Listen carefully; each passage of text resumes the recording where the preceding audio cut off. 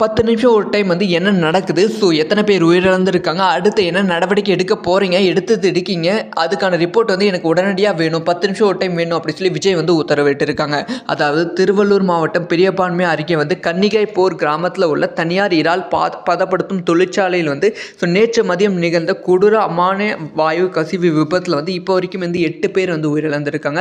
64 பேர் வந்து மூச்சுத்திணறல் ஏற்பட்டு சிகிச்சை வந்து பெற்றுக்கொண்டு இருக்காங்க. இப்போ வந்து விஜய் அவர்கள் வந்து அதிரடி உத்தரவு வந்து அமைச்சர்களுக்கு கொடுத்துருக்காங்க. டைரெக்டாக விசிட் பண்ணுங்க, அங்கே என்னென்ன நடக்குது அப்படிங்கிற அப்டேட் வந்து எனக்கு 10 நிமிஷம் ஒரு டைம் வந்து நீங்கள் வாட்ஸ்அப் பண்ணிகிட்டே இருக்கணும் அப்படிங்கிற உத்தரவு வந்து விஜய் அவர்கள் கொடுத்துருக்காங்க. ஸோ இதனால் வந்து அடுத்தடுத்த நடவடிக்கைகள் ரொம்ப ஸ்பீடாக வந்து நடந்து கொண்டு இருக்குது. இது வரைக்கும் எந்த முதலமைச்சரும் வந்து இந்த மாதிரி உத்தரவு வந்து கொடுத்ததில்லை. ஆனால் விஜய் அவர்கள் கொடுத்துருக்காங்க அப்படின்னு சொல்லியிருக்காங்க.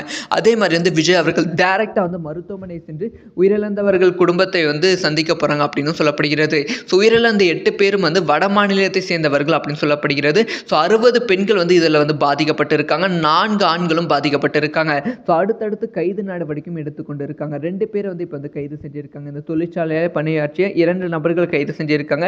இந்த தொழிற்சாலைக்கு சீல் வைக்க வேண்டும் அப்படிங்கிற உத்தரவு வந்து முதலமைச்சர் கொடுத்துருக்காங்க அப்படிங்கிற செய்தி வந்து கிடைச்சிருக்கு. ஸோ நம்ம நினச்சி பார்க்க முடியாத அளவுக்கு ஸ்பீடாக வந்து முதலமைச்சர் அவர்களோட நடவடிக்கைகள் இருக்குது. ஸோ இதில் மட்டும் இல்லாமல் அடுத்தடுத்து என்ன நிகழ்வு தப்பான நிகழ்வு தமிழகத்தில் நடந்தாலும் இந்த நடவடிக்கை தொடர வேண்டும் அப்படிங்கிற எதிர்பார்ப்பு மக்கள் மத்தியில் இன்னுமே அதிகமாகவே இருக்குது.